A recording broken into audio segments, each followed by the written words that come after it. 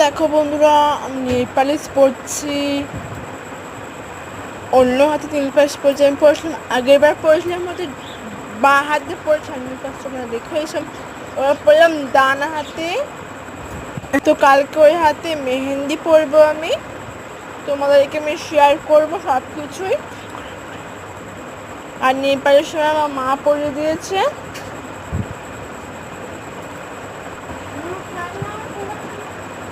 তো বন্ধুরা দেখো,